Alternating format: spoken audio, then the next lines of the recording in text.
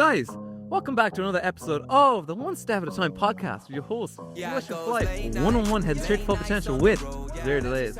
And today I'm very grateful to have a guest. My guest today is a performance nutritionist, author, entrepreneur, and of course, a proud sheep farmer at his roots. He's worked with the likes of Dublin GAA and Leinster Rugby and now runs his own company, Davy Nutrition, where he helps people find clarity and confidence in their everyday lives. A proud Sligo man, I'd like to welcome Daniel Davey to the podcast. Thanks so much. Whopper introduction. How are you doing, Daniel? How's your day? It's at the moment, it couldn't be better. Every day is a good day. Every day is a good day. I like that. Is that anything from the Pops? I know he used to... Jeez, you went straight into it. Yeah. I mean, it absolutely is. It's a sentiment that I hold very close because he said that in the context of Jesus, a very morbid start to the conversation, but he used to say that in the context of having terminal cancer. Okay, well, so he was dying, and he was saying, "Today is a good day." Okay. So in the context of that ability to be present and to look out, and he would talk about the things that you could only possibly imagine, these things that we hear about being what you should do, engaging your senses and listening to the birds and the sun is shining, or even if it wasn't, finding the joy in the day because today was a good day. And that has stayed with me. Damn. Well, thank you for sharing that. I didn't know that was where it came from. Thank you. Daniel, a proud Mullinabrina man. It is Mullinabrina, yeah. It is a Mullinabrina. Chaffpool, Mullinabrina, Tub of Curry, Sligo. Gotcha. That's very good. That was very good. So for those who don't know, nutrition, Davy Nutrition, I want to bring it back a little bit to the beginning. You're 7 in the kitchen in your nanny's house. What's happening, and why is that a memory of this beginning of maybe your attention to detail to nutrition or putting in the body? I don't know what the real stimulus was, and I've thought a lot about it. I don't know if it was the lifting of the turf and I mean, when I say lifting of the turf, I mean it was a real badge of honor to be able to go and get the turf for the fire, and how many sods you could put into the wheelbarrow. Like, it just got bigger and bigger, and it's like that story of the young boy carrying the calf, and the calf is getting heavier on his back, and he's getting... Brendan Egan, our friend, would be able to reference the date, the name, the title, the paper.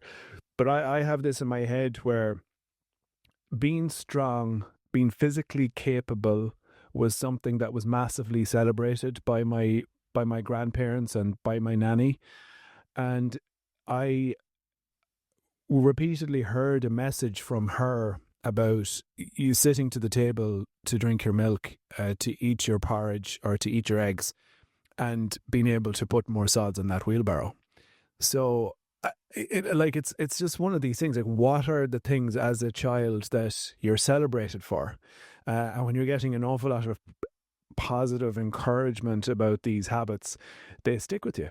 Damn. So you would have spent a lot of time, obviously, around the farm. For those who don't know, you grew up in a farm, Mullinabrina. How much time would you spend? So your granddad, Sonny Davey, how much time would you spend with him? And I guess what I'm getting at is, when you spent long days, for those who don't know, because I don't actually talk about much, but I grew up on a farm, and I know going to the bog, and I used to hate going to the bog. But the simple principle of, if those of you who don't know, going to the bog is peat. You basically you cut the peat, you turn it over, spend months, and then you bring it home and whatnot. But there's a whole process of it. It's step by step. You're not going to, if you look at what you have to do, you'll just go home. But it's step by step. You cut it, you turn it. You foot it, then turn it. It's been a long time. You turn it and then you foot it. Yeah, you turn it. It's been a long time since I've been on the bog. Yeah, me too. But do you think that's where the work ethic was initially instilled? I always answer a lot of these questions very truthfully, and you brought up Sonny, and I never, like, these are the things about these conversations, and I think it's probably because you're from Sligo, not just because you know a little bit more about me. I had an amazing relationship with my granddad, Sonny. Sonny was one of these men who was extraordinary in what he was capable of. Like, he would dig trenches across his farm. We're talking about hundreds of meters to lay pipe instead of bringing in a digger. He would go to the bog on his 133 tractor in the morning, and he would not come back until he had, like, he would be there all day. He'd bring his sandwiches, bring his tea, and he'd come back. But he wanted to do that himself. And that's how, I would have very much aspired to what he was capable of. But it was my grandmother who gave me that constant encouragement and shaped me. But then on the other side, I had a granddad, Mike Doherty, who was actually, he fought in World War II in America. He had the same incredible drive and work ethic, and he was the complete opposite. He was a granddad that integrated you into every aspect of farm life. So you got up with him in the morning, you had your porridge with him, and it was out to get the cows, and it was a very different experience. So I guess why I'm sharing that is that there's a whole different types of personality and skills and attitudes that you're exposed to that are incredibly impressionable. You're asking me about time. I spent all of my time with my grandparents. So my mother would have dropped us off to one of the grandparents in the morning. And when I was a baby, I called my grandmother Mammy. Wow. And my mother would pick us up. My parents shared one car, and she worked in Sligo in the Department of Agriculture, and she would drop me in the morning sometime between 7:30 and 8:00 and pick me up sometime between 6 and 7 in the evening. And my dad worked from 8:00 in the morning, 4 or 5 nights a week. He did overtime till 9:00 at night. So this is not untypical. Like, my grandparents raised me to at a certain age. And what's interesting, just as we were talking about it, is even through my teenage years and through my younger formative years, I probably spent more time even then in my grandparents' house. Wow. So you had almost a couple of sets of parents because you're so close. Daniel, you learn too a lot about just like your bacon and cabbage and like real Irish traditional, having your milk and whatnot. That plants the seed, and then was it Eamon? So shout out Eamon to her. I played with him in Junior B there. Yeah, I had 2 games with him. Yeah, I scored a point. Yeah, good memories. Anyhow, so it was you seen Eamon and then the other Davy, but Sean, and they kind of inspired a little bit. Well, how do I be like them in terms of like maybe their physical capability? Yeah, I mean, you're talking about heroes. You're talking about people who in the local community everybody talked about. They were the leaders of men. They were the leaders of the youth athletes, like Sean was. The length and breadth of the country, people in the GAA circles knew who Sean Davey and Eamon O'Hara were. And I think something that was really important as part of this, Sean was 5 years older than me, and every single encounter I had with him as a young man was a positive one. He stopped and spoke. It was always, "How are you, Daniel?" And there was an accessibility to these local heroes. And I remember every single engagement I ever had with Eamon O'Hara as well. He always gave me a bit of time, and these people, there was no, I was just young Daniel Davey, the little sheep farmer, and that loved football. And I guess I'm giving all of this kind of context because, I mean, why I shouldn't need to point it out. It's just how important and how influenceable you are at a young age, and then to give your time means so much. So you're looking at those people, and that's what you know as success. And I still to this day try and figure out the drive that's within you, and the ambition that you have, and how that changes and evolves, but it never goes, and it's there from the beginning. Yeah, man, that's powerful. Isn't it amazing how you remember each because it means so much to you. What I really appreciate about that too, Daniel, is a lot of people don't express how meaningful certain encounters or people you meet are, and the individuals will never know how meaningful. But when you express, like, it costs nothing to say, yeah, that person inspired me or that person made an influence on me. And it's so powerful. Just like it is to some kid who, when you do one of your talks, that's watching you, who you don't know yet, is inspired to go on and do something now. So I'm a big fan of that. So that kind of puts the drive, I guess, and you speak about previously about wanting to just improve, wanting to improve as you were a farmer and footballer. Did you know then in your teenage years, okay, nutrition is something I want to take that line? I know you spoke about how your medicine and veterinary were options too. Yeah, it's amazing how many different emotions that those type of questions uh, bring up or stimulate, because the next thing I think about is ultimately about capability. And I felt academically incredibly limited, and I've talked very openly. Hey, dude, know all about that. Continue. There's lots of people out there that share this and feel this or have felt that emotion. Probably more, there's more in our camp than there is in people who felt that they love school and academics came easy. A big part of it was there's this kind of thing that you really wanted to do and what you would aspire to do. And then there was no evidence. None. There was no evidence in school that I could do that and that was a path that I could take. So what was possible was I did home economics and I did agricultural science. I liked both subjects. I got on well with the teachers, which was the most important thing. And there was a couple of subjects that allowed me to get a science degree. Did I know what I wanted to do? I absolutely had no idea. Like you said, I was always interested in health and I was always interested in agriculture. I was always interested in sport. And it kind of began to evolve. But I think it's worth also pointing out that while that drive that you're talking about was there from an incredibly young age, there was no drive from an academic point of view. Like, I was spreading slurry during my junior cert. For those of maybe who are listening who don't know what that is, like that is spreading cow manure. I had the radios on. It's the week before my junior cert, and I couldn't think of anything worse than reading or trying to understand maths. I like it was pure and utter torture.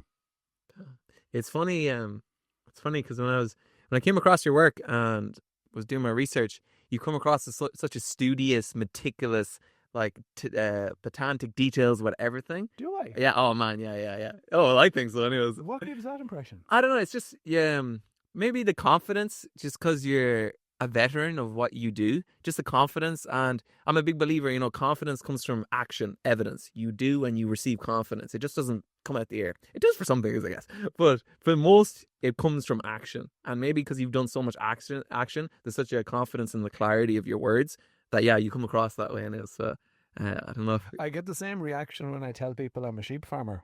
Yeah. I actually have to take my phone out and show them my sheep, and my mother currently making sure that there's enough grass ahead of them. Like they don't believe it. And I was like, I don't know why that's such a big surprise. So the studious thing, I'd love just for a moment if there was some screen or some photo that you could pull up, just a window into what my life looked like, where I didn't even know where my school bag was. And my dad is bringing me home from school one day, or to school, because I had missed the bus. And he's saying to me, I think you need to forget about school. I'm serious. Yeah. I'll see what I can do, and let's start you on a trade. A trade.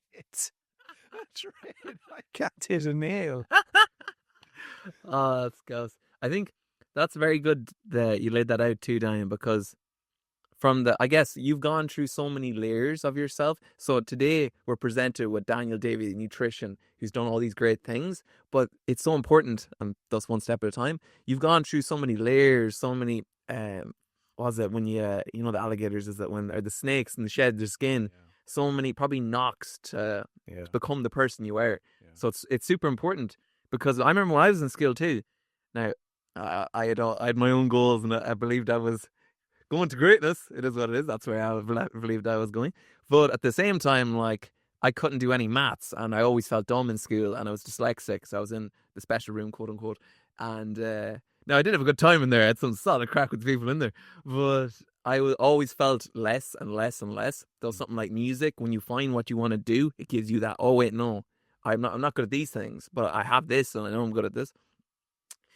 When you do, so you get to college, is it via, how do you end up getting to college if you're cultural science? yeah, you went through ag. Yeah, failed maths. You failed maths? Started, failed maths 37%, and started 3% off at the time. 3% off at the time, and I started to repeat. I've massively struggled. Had spent the summer in the box room upstairs in the local dairy making boxes for butter, with my hands covered in paper cuts, and scraped into UCD. And I talk about, like, that is like it's a watershed moment. It's so pivotal. It's like what you talked about with your music. Damn. You get into UCD. You do, is it your 3 or 4 years, and then you go up to Bristol to get your master's. You come back, and now you're qualified, and you're ready. You're ready to get in the nitty gritty. What happens when you come back from that master's? And you're like, all the job opportunities, I'm here. I'm Daniel Davey. Where's my job at? Yeah, it's a very different time, and it's 2008 maybe, and there are no jobs. There's no pathway for me to follow. There's nobody to even talk to, really. There's things happening in the UK, and most people are following further education. They're going on to do other master programs, or they're going on to do PhDs, and the jobs are incredibly limited. So, very disillusioned. I spent 8 months in UCD, in an incredible environment, doing nothing, just going in because there was nowhere else I could go. The trainers in there just allowed me to be present. They didn't even let me work. You know, they didn't have the confidence that I could work with their athletes. So I knew I couldn't have an 8-9 month gap on my CV. So that's where I went in, just to be in an environment and say that that's what I did. And during that time, I worked in marketing in activations where there's a new fruit juice, or there's a new event on, and honestly, like, I dressed up in orange overalls, handing out fruit juices around Dublin to the corporate world at 5 o'clock in the morning, and I was a part of multiple different projects, just marketing projects that paid my bills, allowed me to be present in Dublin and go and do that work experience. What was the master's in again? Sorry.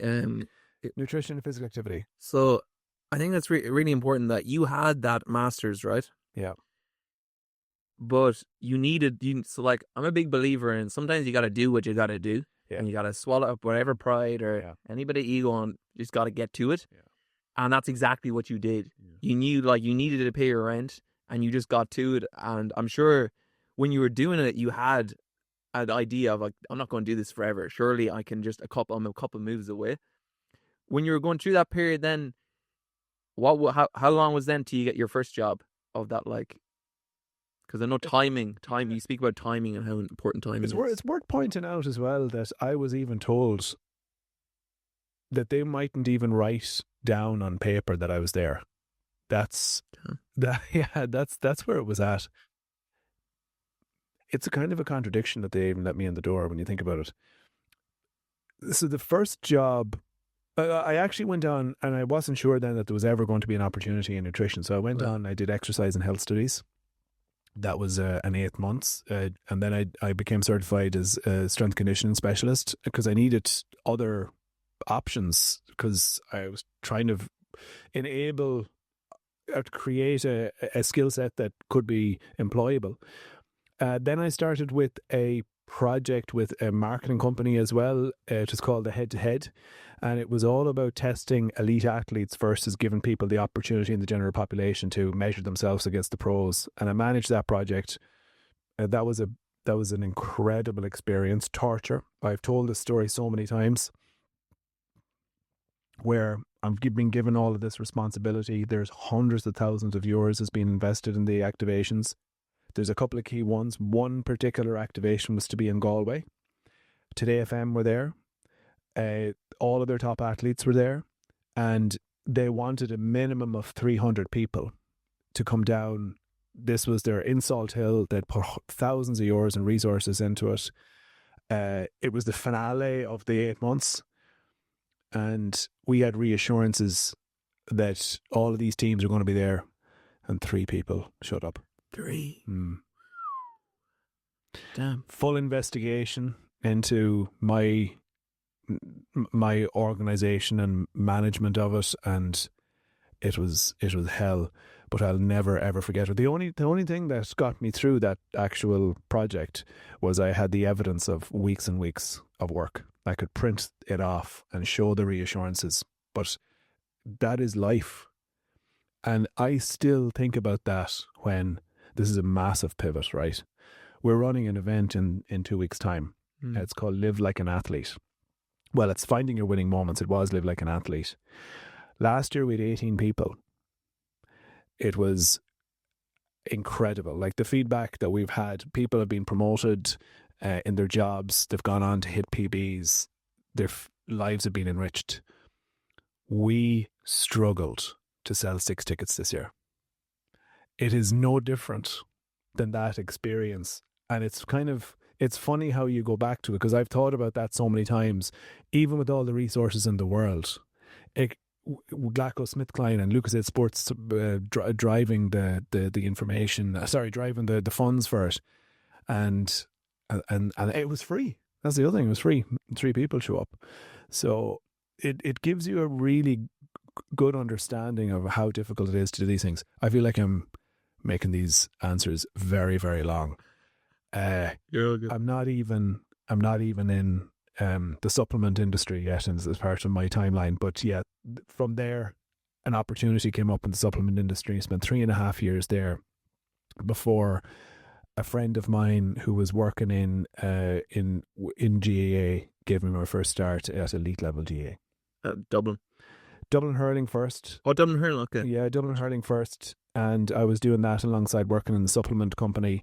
And then a year after, his name is Martin. Martin moved to the Dublin Footballers, and he said, "I've got a big opportunity with Dublin, and there could be a chance for you to work with them." And so you went on the road coaster. That was the blockbuster, yeah.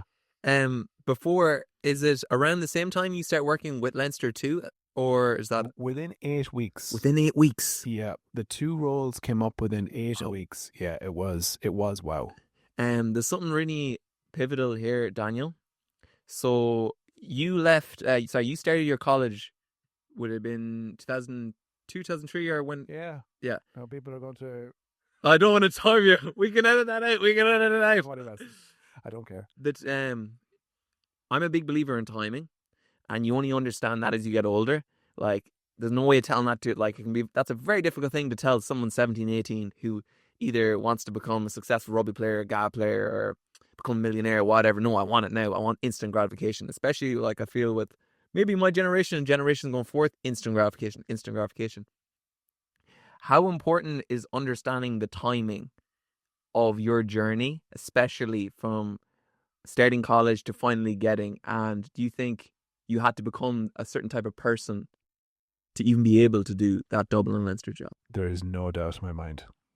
No doubt. That's an accumulation of, you talked about action. As I think about that question, thank God I didn't get that job earlier.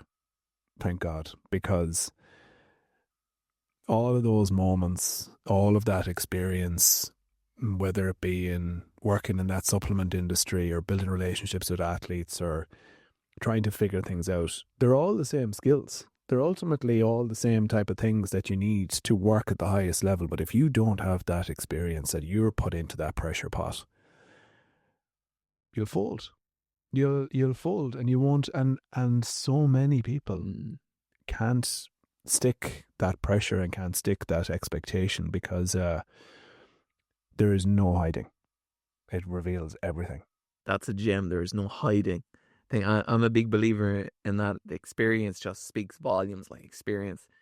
You speak about the pressure there, Daniel. So you're in the setting, you're working on not only you're working in the Dublin period of the most successful Dublin, like that's like legendary and will be legendary. Maybe, I don't know if that success will ever be repeated, possibly, of what Dublin you've accomplished with Dublin.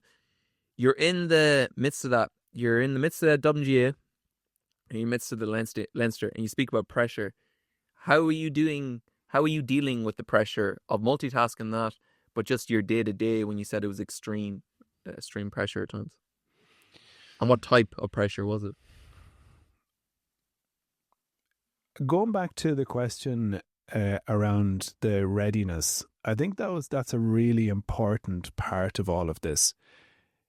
You know how a lot in society there's imposter syndrome is talked about, and there's the very, very famous TED Talk which I watched recently again, which is just incredible, about fake it till you make it, and just how you have to get through that period. I do not mind saying I did not have imposter syndrome, and you quite openly shared that you felt that you were destined for greatness. I knew I was able to add value. I knew that I had a work ethic and an interest and a care for people that would enhance their lives and enhance their performance. I just needed to find out how to do that in a way that aligned to the environment and built incredible trust. I guess when I talk about the pressure, it's about recognizing just how much expectation there is to deliver. And deliver when you do your best work, you might need to be appreciated for it. And it's almost like that's what's expected. So we live in a world where I really care about giving people credit. That's my big part of my personal philosophy. The only thing that the environment really cares about is, are we winning? Yeah.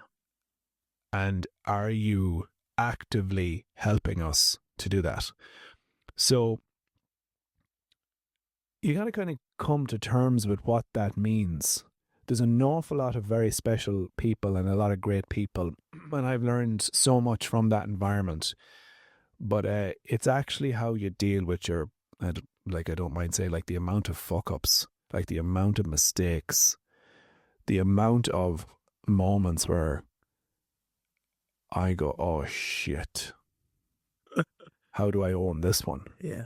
And it's owning them. Like, it's how you own that has such a big impact. And that's how you build credibility.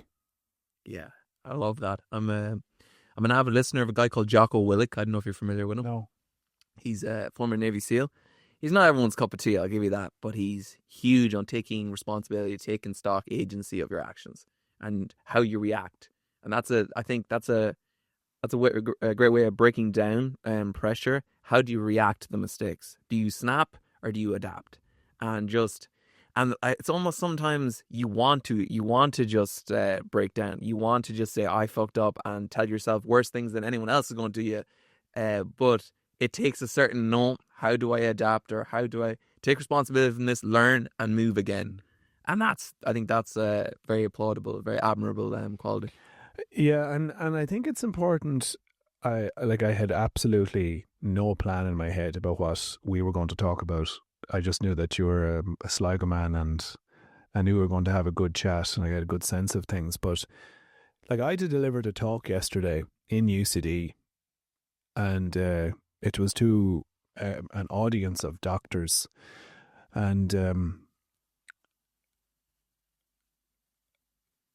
I can honestly say it didn't go that well.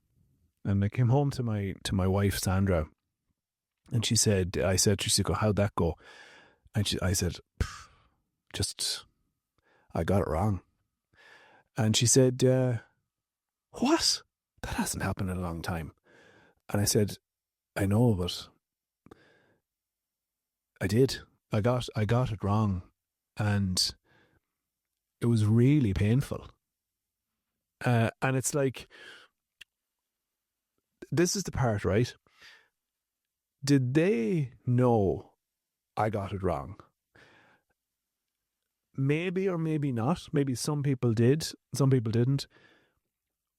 But I didn't understand enough about their challenges to deliver something that really made an impactful difference to them. And that's how I define my standard. Gotcha. I'm not going out. I want to spread my message, and I want to make things as accessible as possible and as sustainable as possible. And that's what I presented yesterday. But in order to make an impact, you have to understand what people's real challenges were. And it was only in the middle of it that I probably understood, fuck, I missed a whole part of my process here where I accumulated enough information about the lives that these doctors are living. I think too, a couple of things there, Daniel. It's amazing your perception, because that's how you felt it might have been, but in reality then it could have been a different one. It easily could. I got a message from a guy who thanked me and said that thing is brilliant, but that's not enough. Yeah. It's down to what you feel. It's down here. Yeah. It's how you feel. Did you nail it? Oh, and only you know that. Only you truly know that. You pointed out something there, and I want to get to Davy Nutrition and focusing on that, but knowing what people need or want and being able to present that, I think, and it's a very, especially with this podcast, I've been learning more and more, it's the dartboard. You need to really find what the dartboard is, where are you going triple 20s, you're going bullseye. I'm going double 20 at the moment. I'm hitting double 20. And you really need to go that and not worry about all the other chaos or all the other noise and hone in on something. I want to bring it, so you're in them environments, you're doing Dublin, you're doing, actually one last thing too, getting back on the horse.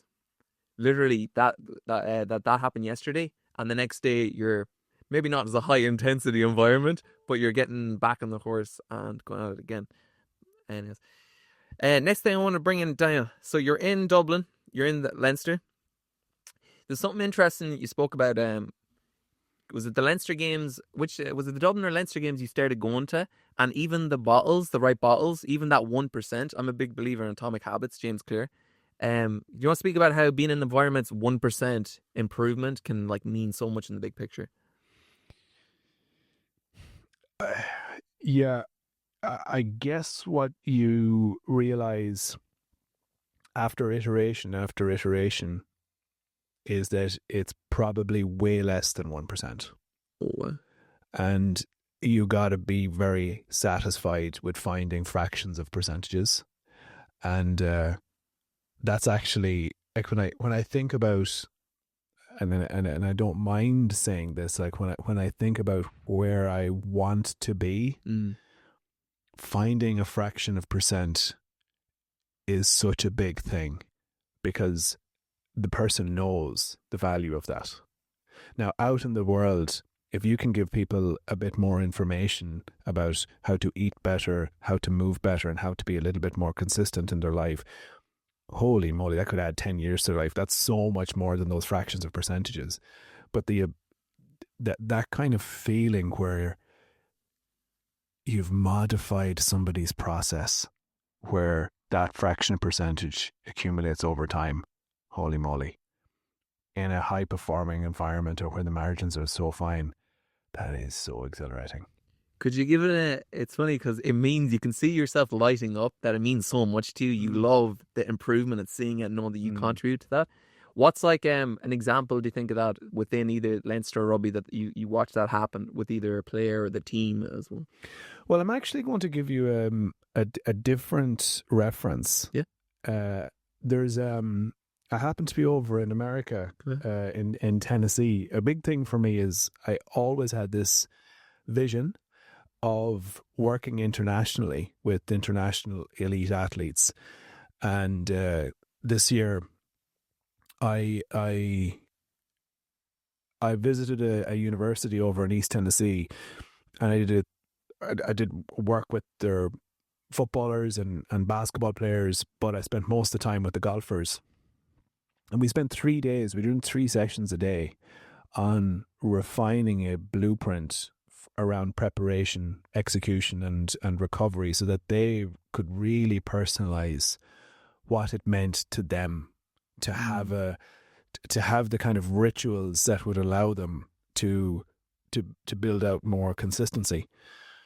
And there was one particular athlete that since then, like over the last couple of weeks and months, I've maintained contact with. And he's been sending me voice notes, and we've had a couple of calls. And the examples were all about removing, and you've touched on it even already, about the dartboard, removing the distractions and becoming really clear on what his strengths were as an elite sports person and golfer. And it's that kind of thing where you can look at the guy beside you and go, oh my God, his swing speed is 124. Mine is only 115. That's what I need to focus on. Or you can go, hang a second, that's not relevant to me because I need to be a little bit more fluid in my putting. But the big thing we worked on was, what was his inner narrative? How was he speaking to himself when he hit a bad shot? Inner dialogue. The inner dialogue, the inner voice, which that's one day when I have my podcast, that's what's going to be called. And he said nobody really, nobody has. I mean, if you're working with a sports psychologist, I'm sure this is what comes up. But in my experience, not enough people have somebody to have this conversation with. 100%. What is your inner dialogue when shit is really hard? Because nobody else really cares. You can't talk to the other, your other teammates about it. Really, you can't really go, this is what I was thinking. But I love it. And there's a freedom that becomes apparent when you begin to change. You fucking idiot. Yeah. And somebody starts calling you out on, hang on a second, you're the furthest thing from an idiot. You are one of the most elite level golfers. It's the expectation that you're placing on yourself. So stay free, stay loose, stay cool. Let's create a language. And he has been, and this is so important as part of this story. It has not been like he has gone from shooting, he's been shooting 5 over to 5 under. That has not happened. What has changed is how he views his potential and how much more comfortable he is with the mistakes that he's been making. That there's these diffractions. And if you build that up, you're building a completely different mental process so that you can access a whole different level of potential when it really counts. And that has been an amazing exchange and conversation that has been totally focused on such a small, specific area. So it's a kind of a insight. It's almost a breakthrough. It is a breakthrough. Yeah. I think what's fascinating with that too is understanding. So I remember growing up and I had some great managers for football, but there was mostly across the board one type of motivation. Fucking tables going across the room. Now, or the dressing room. Now, don't get me wrong. that does work for a certain type of person. But as you meet more people and understand yourself more, you understand there is this specific type of motivation or inspiration that works for you. So you might have someone who that does work for, who's someone in the corner getting really inspired. Yeah, this is, here we go. But then you might have 5 other lads who, if anything, that just dents their confidence and maybe insets a little bit of anxiety there, like for no particular reason. So when you start to work on that inner dialogue, like you were speaking about, I find it fascinating that like you could do everything. You could have all the right stretches, your technique. But if inside you're telling yourself a certain narrative, it's like you're just putting yourself off almost like every time. So I find that really fascinating, and with sports essentially at the moment. But there's a reference for everything in life around this. Like Facts. we have a whole section as part of our behavior change model that is focused on self-talk and starting to build a different narrative and paying much more attention. Like my little girl Penny, the amount of times, right, Daddy, I can't do that. And I of course I will say, of course you can do that, but it's actually about helping her find the evidence for herself. So we do it. The best example is when you go to the playground, and the first time she does it, how careful she is and how cautious she is. She does it 3 times, and she's gone to the very top, and she's like, "Look at me." And then I'm not trying to. It's not like about child psychology, and I just say, "Well, can you do it?" I can. But it's actually getting them to realize themselves. Yeah, 100%. It's, man, again, just learning more as a person about yourself. You realize how, like, again, going back to how impressionable you are when you were young. Like, I remember for me, my inspiration was rappers. I was like, like, they're my role models. I get a little bit older and realize they're not the best type of role models. Some of them might. Yeah.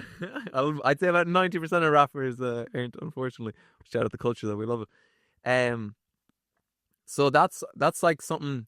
When has this been introduced, Daniel? Is this understanding yourself about the dialogue? Because obviously you're very in nutrition. Is the mental aspect only been recently, the last couple of years? And what introduced that new aspect, I guess?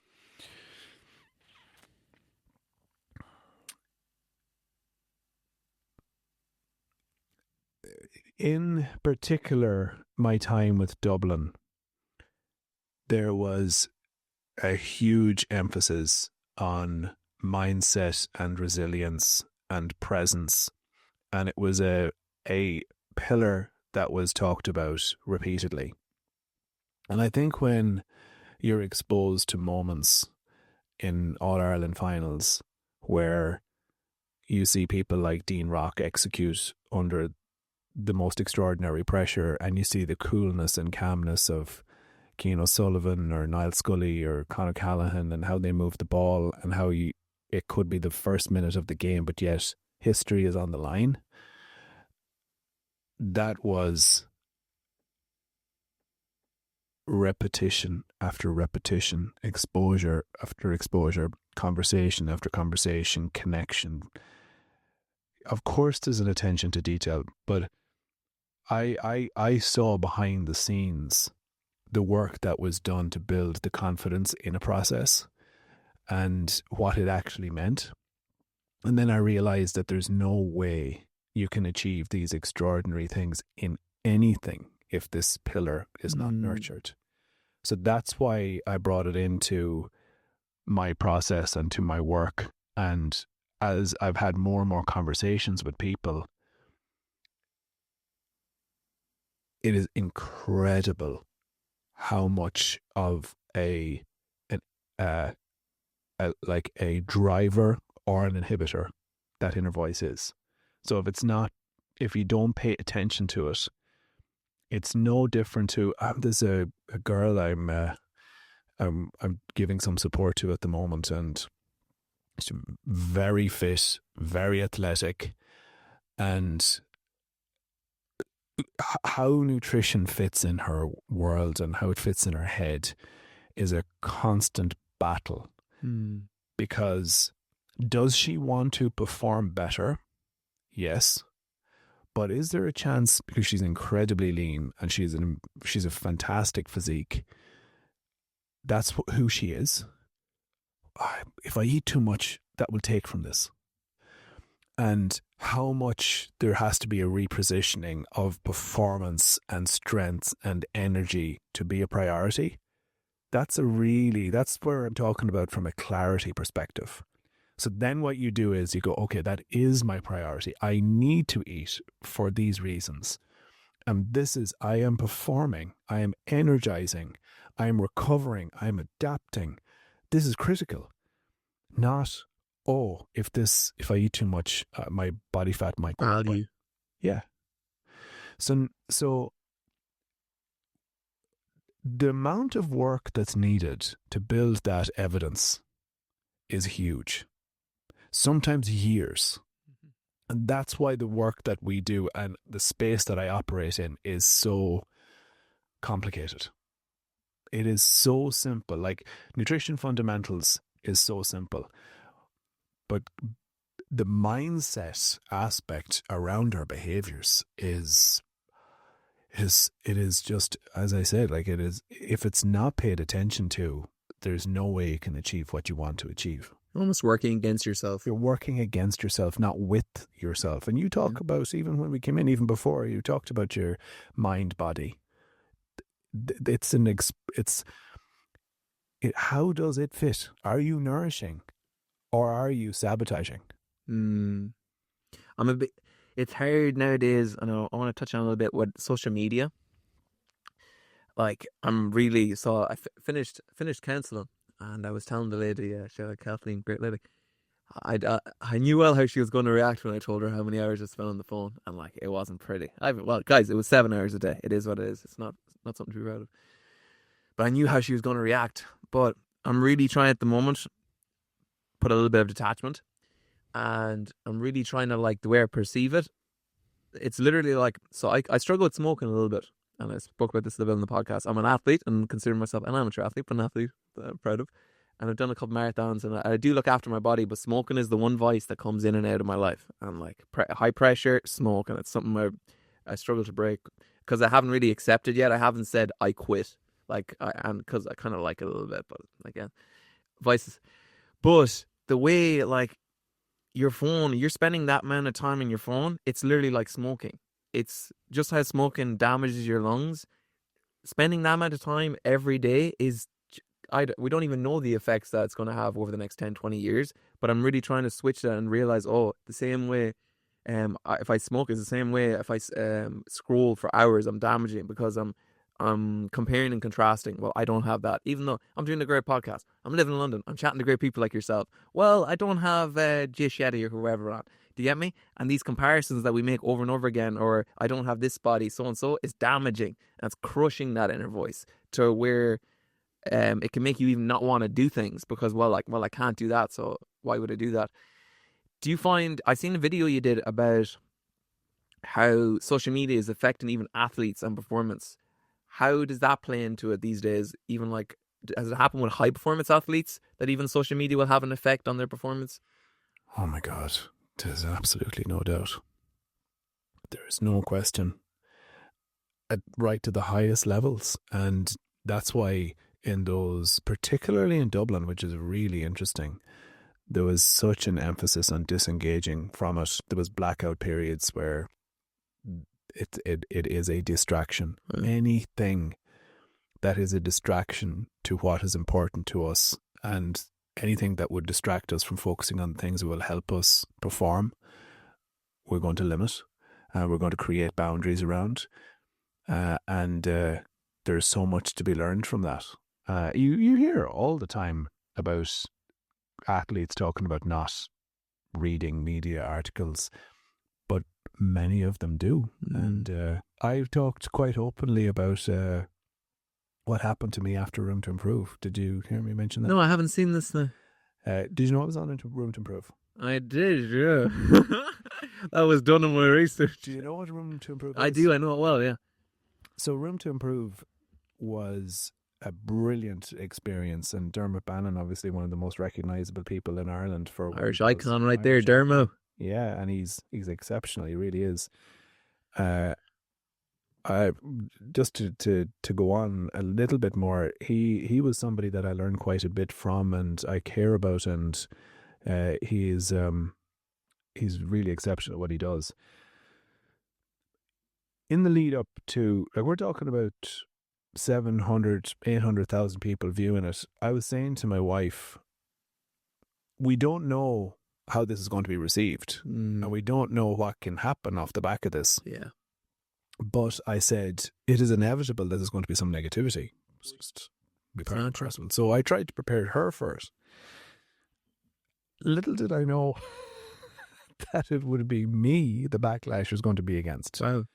And when I say backlash, I mean we are talking about Facebook comments. Yeah, like we're not talking. The slogan that caught people's attention was "Room to improve your husband." Oof. So the way that I was positioned as the person that felt I was the most important in it, and all that, just whatever way that it was interpreted. But why I'm sharing it is, I remember saying to my wife, let's not engage in any social media. Let's not go on to it, and let's not look for it. But it started coming into my phone. People started tagging me in things and sending me messages, and I couldn't believe it. But one night, I found myself at 2:00 in the morning reading through the boards, and it was grim. It was really, really grim. I couldn't believe what was written about me, and it took me a couple of days to proper process it. Like it definitely affected me. But the reason I guess I'm sharing it is, number one, even though I was incredibly conscious of it, I've done TV, I've done a couple of shows, Doctor in the House, and I've done stuff on media and loads of podcasts. You're not immune to that. But the follow on to it was, when I did accept it, something changed. And what changed was my ability. It was like I exceeded a threshold, because I realized this actually, and this is an awful easy thing to say to somebody. It's a very different thing believing it yourself. This isn't about me. This is a version of... Very hard thing to actually... Very, very hard very thing. difficult. But I did. And now when things happen online, or people, I can find myself, if there's a desensitized side, I'm much less sensitive, or I've been desensitized to some of these things. Is there a sense of separation? Separation. That's a good way of putting it. Man. Do you want to come in a little bit closer there, Daniel, the mic? Sure. You know about backlash, man. Wow. And I relate to that a lot. I remember I was 19. I was working in SuperValue in Tubbercurry, services, you know well. And I put out a video, a rap video, and it got posted on a Facebook page. Great, it's getting views. The comment section was horrific. It was about 700 or 800 comments, and my God, did this destroy me, rip me, and it hurt a lot. And it hurt so much that one day, one of my managers, Steve, good guy, he actually pulled me aside in work, because he'd seen me. He was like, "Oh, Martin, lovely guy." He's like, "You all right?" Like, he was the only person that, like, apart from my friends and that, but he pulled me aside. He's like, "I seen the comments. Like, are you okay?" And I was like, "Oh yeah, grand." But what that did for months, it stripped me of any confidence with music, and I didn't put out any music for months. And it took. I'm glad that happened, but like at the time I didn't want it to happen. But what you said, it takes so much to accept that anybody who's going on their phone, taking time out of their life to say something nasty, is not living a fruitful life. Is not happy. There's no way, because Daniel, you've been around a lot of successful people, and you meet people every day. Successful people are happy for other successful people. They cheer them on. They give information to learn. There's a certain mentality when especially with people who love you and people who want to see you win. There's a mentality of people who are driven. Successful, happy people don't be going on Facebook at 12 o'clock in the day while they're taking a number 2, putting something nasty. But to be able to understand that, that's a whole other. That takes a lot of maturity and a lot of, as I said, separation or desensitization, being able to separate yourself from that. So yeah, big ups on and to you too. And that's a good story. I can sense what that might have felt like. Yeah, demoralizing. Yeah, demoralizing. But again, these things they build, use them as blocks and learn from them. A big believer in that. But I think it's worth mentioning that, and I'm even conscious of some of this stuff that's going on. There are young people who are in situations where there's stuff being written about them online and it's actually within their own circles. Yeah. And I have no idea how hard that would be. Yeah. But to also think about it with the same type of context, in that it's not about you either. Yeah. And that young people, I mean, I was far from perfect as a young teenager as well. I made lots of mistakes.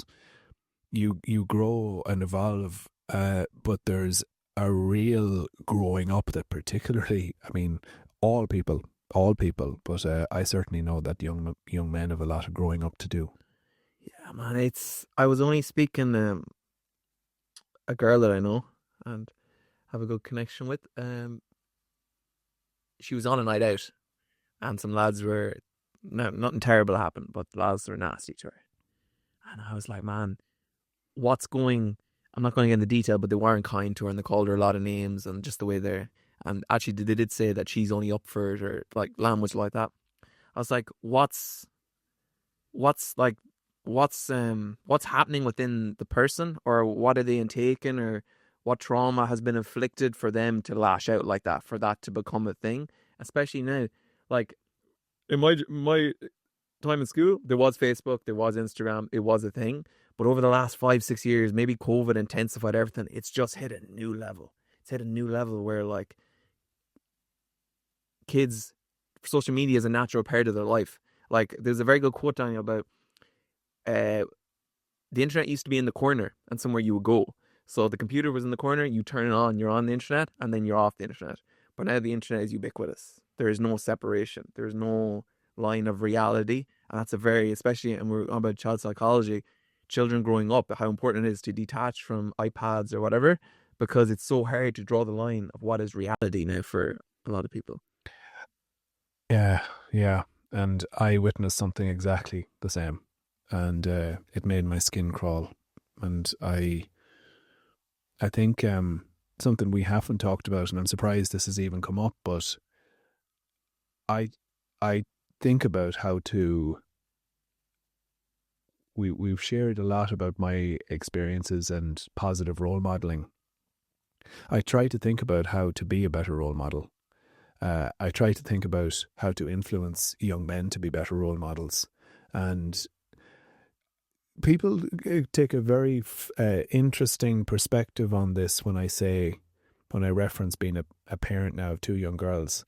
They say it shouldn't matter, but it does matter. It does. Like, let's be straight about it. It makes a difference when you have 2 young girls that are the center of your world, and you want young men to treat them in future times with the respect and care.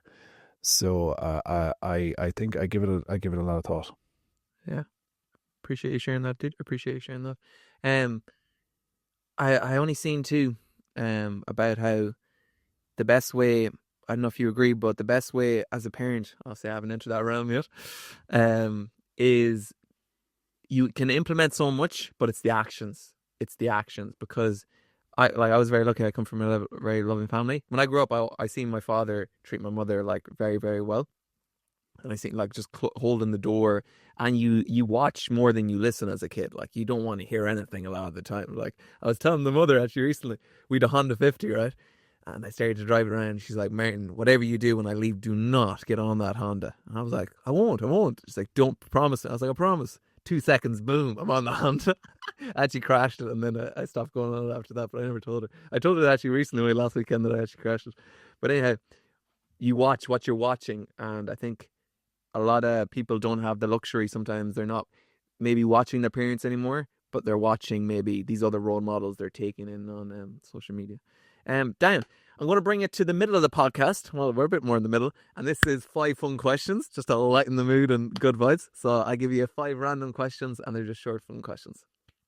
So here we go. Favorite movie? Pulp Fiction. Pulp Fiction. Interesting, interesting. Favorite sporting moment, be it a part of or just watching as a fan? Kevin McMenamin.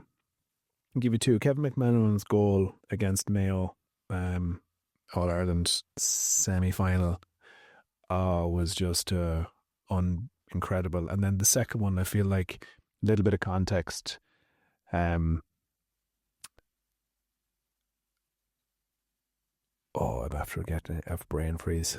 Oh, good. Ask me the next question. I'll come back to it. Yeah, good. Favorite song? Could be at the moment too. Doesn't have to be all the time. Maybe because we were talking about my my parents and my family, from a distance. Nancy Griffith. Nancy Griffith. It's a childhood song. It's the first song I learned to sing. Following question: favorite childhood memory?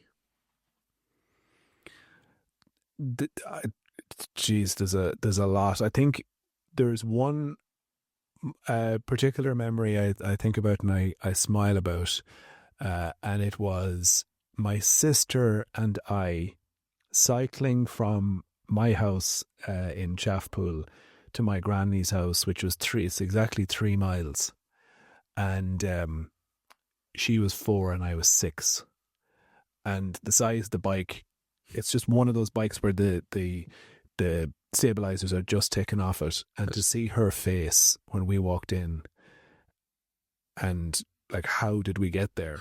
And there was this incredible celebration of like what stage that we were at. But the reason I think about that moment is also because of the freedom. There was no. I think about it from the point of view, if my children walk outside the door, the fear that we have, and to think that at 4 and 6, my parents didn't have this tremendous fear. I think it's a great time in life. Yeah, that's a very nice memory, man. Favorite gig you've ever been to? I went to 2 gigs. I was with. I went to see the Killers in the Olympia with Brendan Egan. Oh my God, 2004 maybe. Nobody knew who they were. Oh, so right before they blew up. Oh, wow! It wasn't even full. Damn. Yeah. Great thing. So, that was. I've been to a few with Brendan. Was the guy who was the gig guy, and we went to some absolutely brilliant shows together. And I think it's just about that. What comes to mind, isn't it? As you're just there bopping your head and listening to these, and to be there at the early stages of a very successful band. Yeah, you caught them in a good moment. Favorite country you've been to?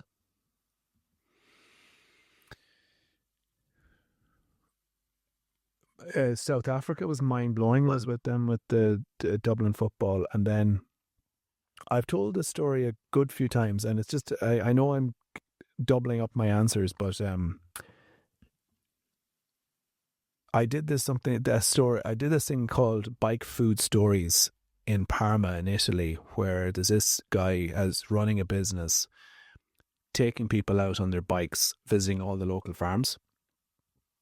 So you're visiting the vineyards and the where they make the most incredible wine and olive oil, local cake, where they make Parma ham, and the region of Parmigiano Reggiano. And I did that with Sandra, my wife, and I still think about it. It was in Italy. It was mind blowing, and the reason I think about it so much is because of how much I feel we often take our amazing produce for granted. Yeah, how much they savor theirs. Yeah, that's so true. Yeah, we really have it good with the calves, or not the calves, but the beef and the milk and whatnot. Owen Merchant's goal against Kerry after half time in the All Ireland. What year? Which one was that now? That was 19. And I have a great relationship with Owen Merchant. There from the beginning to watch him to that moment. That was special. Incredible. And last but not least, if you could relive one memory, what would you relive?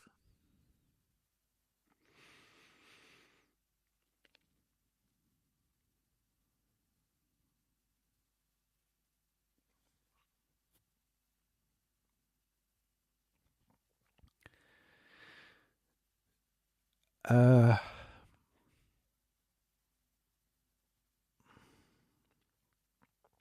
get it out. Oh, yeah, take your time, man. Take your time.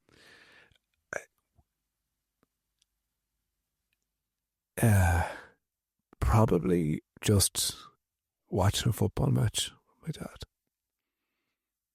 Lovely, man.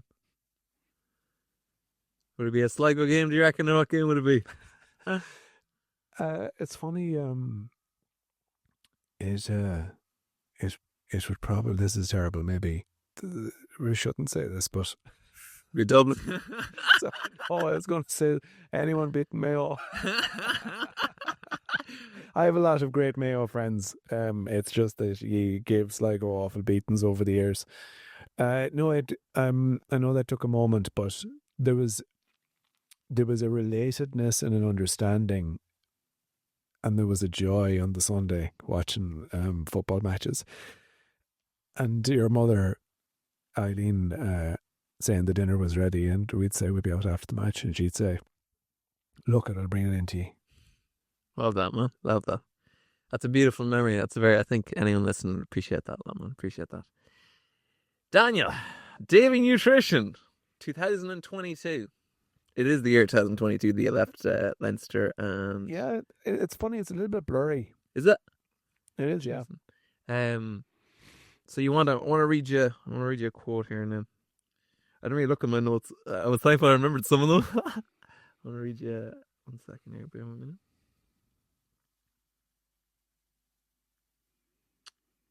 Okay, where are we going here? Oh yeah, here we go. Okay, that's my other quote. You have to bear with me 1 second. So, you wanted to... Oh yeah, leaving the job. So who do I want to be? What do I want to do with my life? And what do I want to achieve? That's a quote you said that was on your mind when you were about to leave, that you felt maybe your time it was for your next adventure. You spoke about, this is leaving the Dublin Leinster. You spoke about, was it Leinster, the 6-month period that you kind of set up and whatnot? What was it inside that said, it's time for a new chapter with Davy Nutrition, getting out to Davy Nutrition?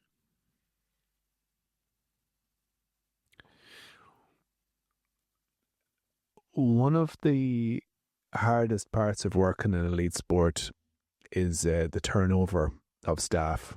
And I watched an awful lot of friends leave the environment, players and staff.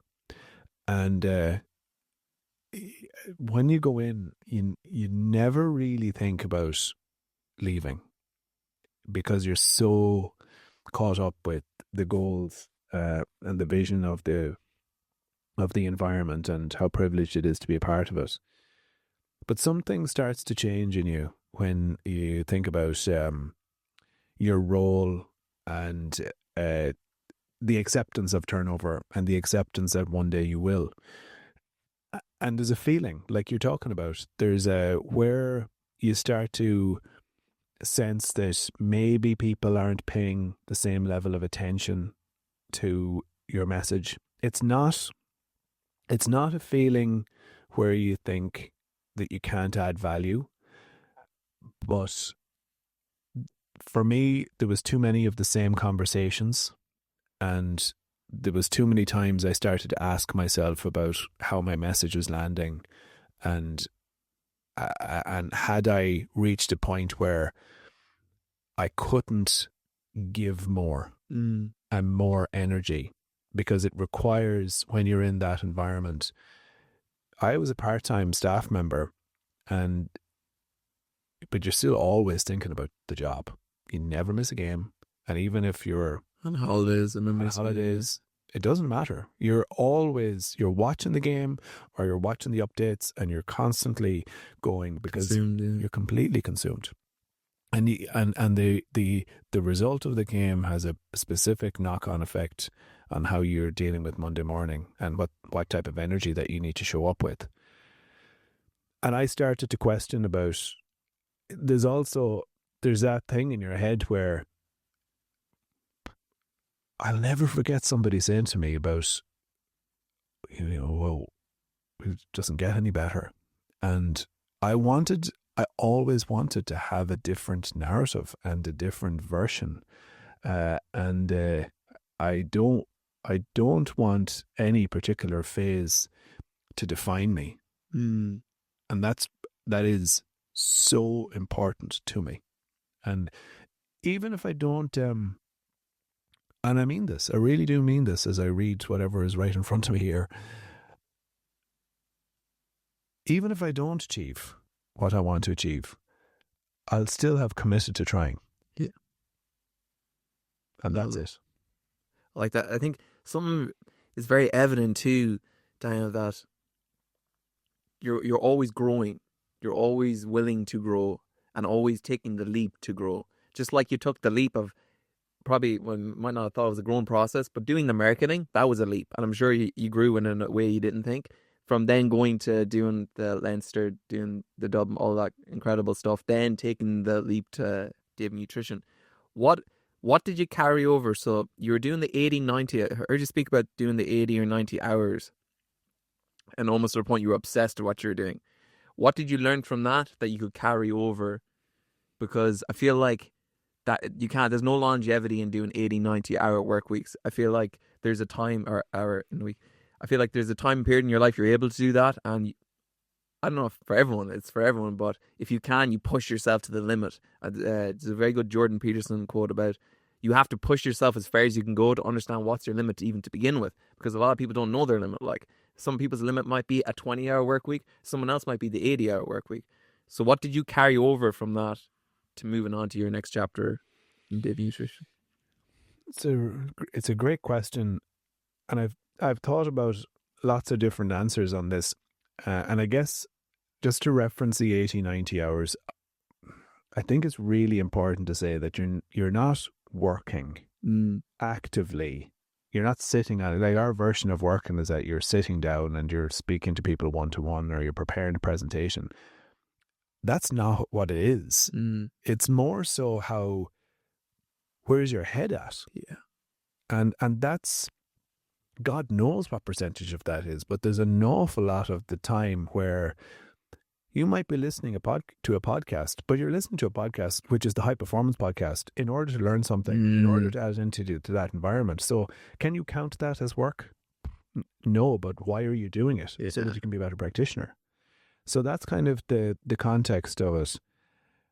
What I carry over, sustainability is ultimately core to my philosophy.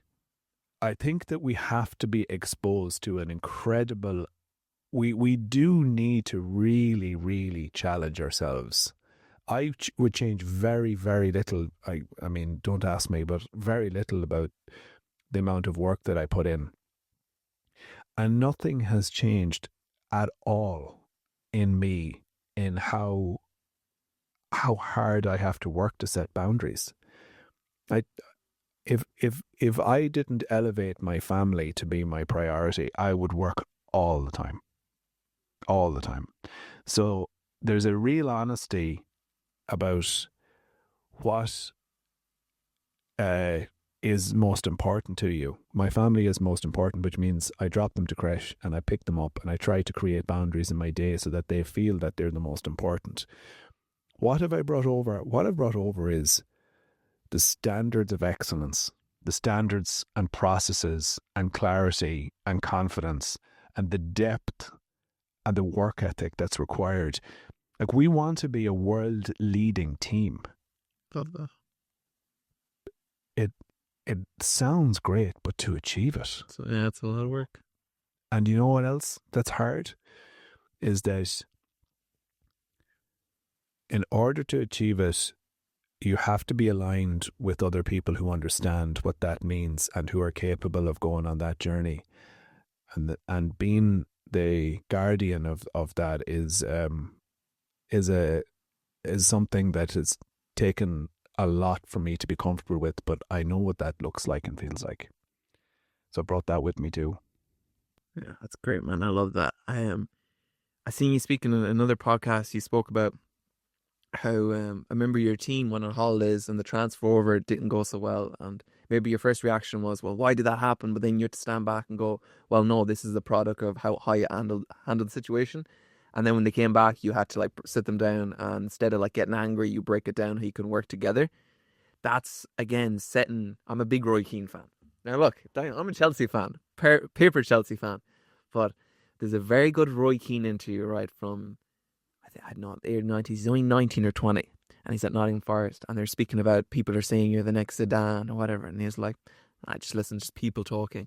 All throughout his career, setting standards, and you've taken that and you know yourself that everything, you're the leader, and it's all how you set the standard. And it's something I've learned through business too, it comes from you. If someone makes a mistake, you have to look back yourself, okay, how could I have prevented the mistake?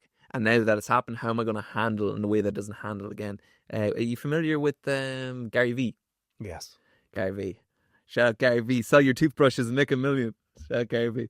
Anyhow, Gary Vee speaks about in his book, one of the books, how someone was running the Vaynerchuk Twitter and they accidentally said something about another company. And they made a mistake. They thought it was their personal Twitter, but it was the Vaynerchuk Twitter, and they said something about another company. The day after, he had a meeting with this other company saying, we want you to fire the person. We can't work with you. And at the time, this other company that they were working together with was like 60% of the revenue they're bringing in. And Gary said, I can't do that. What I can do is make sure that never happens again. But if I were to sack the person, it'll go against my whole ethos. It was a mistake. It's not going to happen again. And standing on that. And luckily for him, it worked out. But just bringing back to the fact of it comes from you. You're the leader. And that takes a lot of experience and a lot of like harsh learning.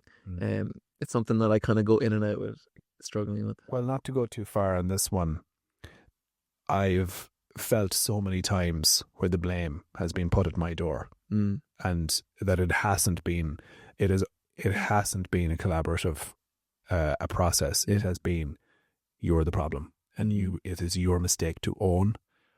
And I know what it feels like where somebody says to me, shit happens, and if you evolve a process off the back of it to help prevent these type of mistakes happening, then we're learning. And I mention Jim Gavin, I talk about Jim Gavin all the time, because what he talked about was human error will always be present. Even in aviation, that's the aviation industry is where the margins for are so fine. What's the root cause of most accidents? Human error, and that will continue to be the issue. And how do we put in as many processes in place, and how do we learn from these things? It's sticking the head in the sand. That's the problem. I think it's really important.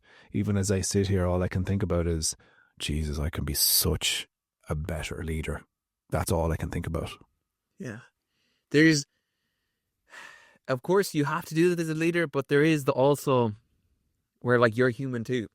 And it's a very good quote. I said this in the last podcast, but it's your first time of being human too. I love that quote. Like, it's your first time around the rodeo.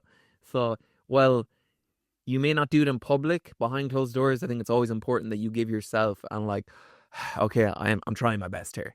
And like, maybe that isn't in front of the team. Maybe that's like separate with your wife or just yourself in the mirror. But I'm a big believer in like, come on now, let's give ourselves a pat on the back and we'll figure this out. I think that's important. Yeah. Daniel, what you're doing now with Davy Nutrition, obviously you're putting on the retreats, you have your clients. There's something really interesting because, again, I love how you spoke about it. If you go onto your Instagram, you're going to get a plethora of different foods and whatnot. And first of all, massive in the content. I don't know if you...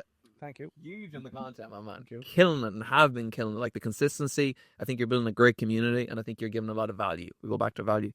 But I heard you say something about when you bring on something, you said how a lot of people don't know what their reason is behind their distress. So what the reason is they're pushing their bad habits. And I heard you even speak about with people, okay, everybody wants the quick fix or all right, eat this and whatnot, but you speak about even with their presence.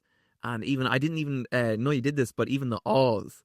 That I'm like, oh, man, when you said that in the podcast, I was like, geez, I better be careful with my awes in my podcast. Because like, it's something I do, a bad habit. But can you speak about a little what you're doing now? And Yeah, go. Let's talk about the Oz. Yeah, go ahead. Yeah, I'd love to hear about that. No. Tell me a little bit more about what you remember from what I said. Well, about the presence Yes. and how someone is carrying themselves. Because when I meet you today, so like even first time we met, I'm meeting you doing something. You're on your bike. Well, first of all, you're on your bike. You're doing something healthy. Your posture is straight. You're speaking out with your chest. You're slow and you want to learn. Like you can, when you walk in the room with someone, without even someone saying something, all of a sudden, like especially if you're one with your gut, like I'm very big on my gut.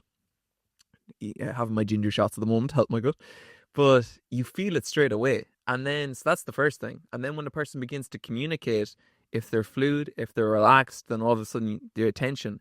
But the alls, it's like alls can like I don't know the meaning behind it, but the confidence just doesn't come. But I'd be interested to know more about what you do with it. My team are really pissed off about this aspect. Oh yeah. Yeah. This came up this week because I wonder if she'll ever hear this. One of the girls. Let's make it go viral so she does. Yeah. I don't know if I want her to, but she always uses interesting, and she wasn't even conscious of it. And I said, and it is an ongoing conversation. And I ask them, how do they feel about getting feedback on their communication and their clarity? And some of them are ready for it, and some of them are not. But it is fundamental to how people receive a message. And it's fundamental to how people perceive your expertise. If you are saying, do you know what I mean by that? Or like between each one of their sentences, it's a distraction. It takes from your delivery. And we want to capture people's attention. I can even tell where I've used throughout our podcast conversation here. I can tell where I've used a word to buy myself more time. Same. Yeah, that's interesting. You find that interesting me, the word. I'm just so sensitive to it. Same. Yeah. And I think it goes back to, there's a guy called David Katz. David Katz. Let me see if I can get this right. So he's a past president for the American College of Lifestyle Medicine. Maybe we can clarify that afterwards.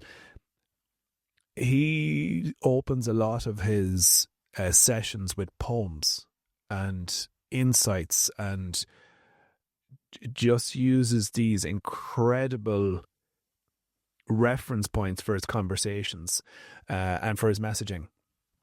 And there's no word wasted. And it's about what you aspire to. What type of a communicator do you aspire to be? My dad was an actor and director, and my mother is now an adjudicator in theatre. And I've just been brought up in a world where communication is an art. Yeah. And the better that you can communicate, the more chance you have of delivering a message that people will receive. Very well said, Daniel. Very well said. The better, I think Michael D. Higgins said it, if you don't learn to communicate, you won't be successful in life. And that is success from emotionally, from health, from your career. You have to learn how to communicate, because life is communication. So yeah, really big believer in that. I'll give you one other really interesting one. I started doing a podcast trial about 2 years ago, and there's a great guy who was giving me a bit of help. And he said, when you're listening to somebody, he said, don't nurture the conversation with these words. And I said, am I doing that? And he goes, yeah, you're going, And I was disgusted, but it was a different context. And I realized how much that upset the flow afterwards, but it had to have been pointed out to me. It's communication, man, because it's something I'd be wary of. Like, everything you said there is what, like, again, like, interesting, it is what it is that's been on my mind throughout this conversation, because you're thinking to yourself, well, do I go, wow, to affirm the person? Because if we were having a conversation outside, then would I do that? Like I've got, wow, I'm making noises, body language or whatever. So sometimes when I'm listening to someone, am I just staying silent to someone? Am I taking it in? And also it's a very unique dynamic, the podcast, because I'm having the conversation, but I'm ready for the next. I'm trying to line up what I'm saying. And so if you're having a conversation with someone maybe in the street, you don't think about that because you're just in flow. But when a podcast, you're trying to stay in flow and be ready. Like it's a little conveyor belt at the side, just picking it up and ready to ring that one out. So that's very fascinating. A big thing for me is when I was telling my dad stories, I would have to ask him, "Are you listening?" I do the same thing with my pops. He always was. And then actually in life, you realize that people are so consumed by talking that it's such a great thing to receive when somebody is paying such attention to what you're saying. We don't, and I'm sharing it with you because it was a personal learning. You very rarely need to be and yeah, I love that. Well, no, it's not I love that, or that's a great insight or whatever. I'm not talking about that.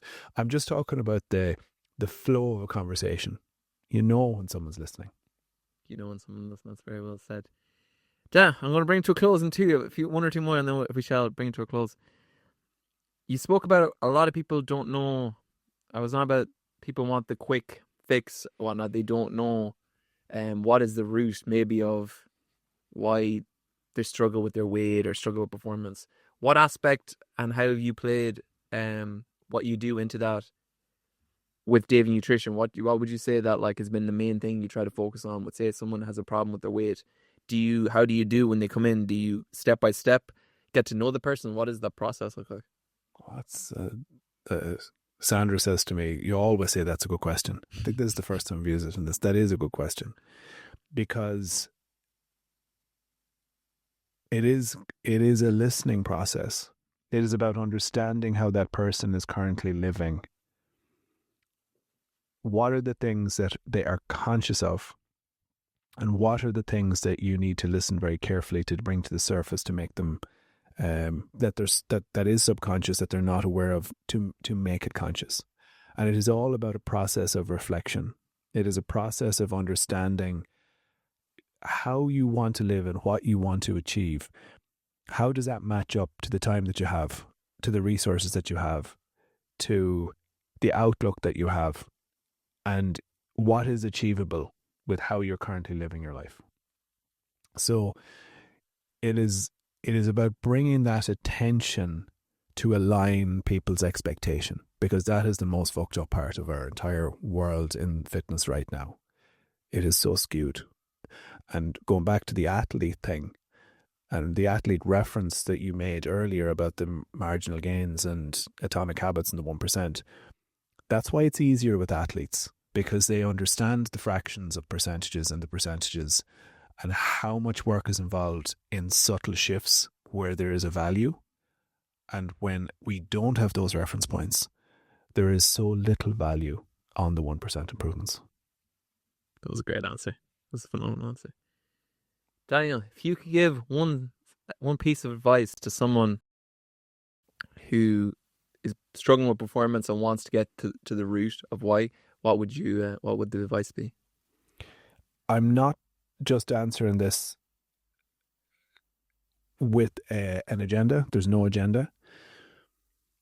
You said something throughout this about your time, even as a sports person and being exposed to different managers.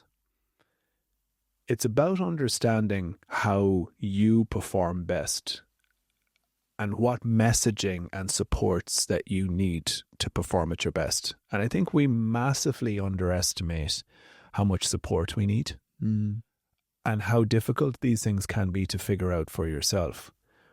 There is an expertise that most people need at some level. You can waste a ferocious amount of time trying to figure shit out. There's some stuff, there's work ethic, and there's some things that we can figure out. But how I delivered my best performances was belief in me, and then clarity on what my strengths were. And it can be hard enough to find out what those are without having really good conversations with somebody about them. Great answer, man. I'm going to finish with a quote. One second. Sometimes you do things and they don't make a lot of sense, or even financial sense, but it's all about how they make you feel. I think that's a great quote for life. That's a good quote. It's a good quote. Shout out to Pops. Guys, first off, Daniel, put it there, my man. Thank you for having me. Legendary. Guys, this has been another episode of One Step at a Time. Your host, the Ocean Flight 111, heading straight to full potential with zero delays. Daniel, don't have a good day. Have a great day. God bless.